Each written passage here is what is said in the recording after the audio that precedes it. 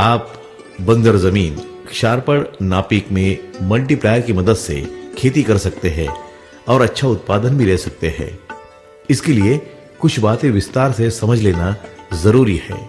जैसे किसी भी खेत की मिट्टी या तो रासायनिक खाद के इस्तेमाल से बंजर बनती है या खारे पानी के कारण बंजर बनती है।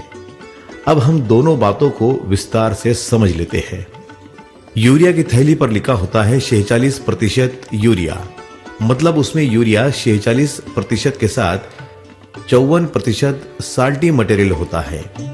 उसी प्रकार जब आप सिंगल सुपर फास्फेट खाद डालते हैं, उसकी थैली पर लिखा होता है 16% सिंगल सुपर फास्फेट, मतलब 100 किलो फास्फेट में 84 किलो साल्टी मटेरियल होता है। जब जब यह खाद मिट्टी में डाला जाता है, इसमें जो साल्टी मटेरियल होता है वो मिट्टी के अंदर रहने वाले सूक्ष्म जीवाणुओं को मार डालता है। खाद डालने का काम 1968 से चल रहा है। धीरे धीरे सूक्ष्म जीवाणु मरते जा रहे हैं। जिस मिट्टी के सूक्ष्म जीवाणु ज्यादा संख्या में मर जाते हैं, वह मिट्टी बंजर हो जाती है। उसमें कुछ भी पैदा होना बंद हो जाता है। कुछ खेतों में तो घास तक पैदा नहीं होती।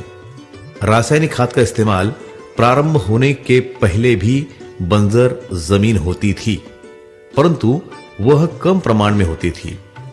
जिस कुएं यानी कि विहीर का या तालाब का पानी खारा होता था, वहां की जमीन बंजर हो जाती थी। 1968 से लगातार रासायनिक खादों का इस्तेमाल होने के कारण बहुत सारे कुएं यानी कि विहीर का पानी खारा हो गया है। वहां की जमीन खारे पानी के कारण बंजर हो रही है। खारे पानी के लिए अब वाटर कंडीशनर बन गए हैं। आप एक बार लगा दो, कोई मेंटेनेंस का खर्च नहीं। मतलब खारे पानी से जमीन बंजर होना हम रोक सकते हैं। और जो जमीन बंजर हो गई है, उसको हम मल्टीप्लायर की मदद से फिर से उपजाऊ बना सकते हैं। मल्टीप्लायर मिट्टी में जीवाणुओं की संख्या को तुरंत प्रभाव से बढ़ने का काम प्रारंभ करता है। जैसे जैसे जीवाणुओं की संख्या बढ़ जाती है, मिट्टी उपजाऊ बन जाती है। जिस जमीन पर घास भी नहीं उगती, ऐसी मिट्टी को उपजाऊ बनाने की क्षमता मल्टीप्लायर में है।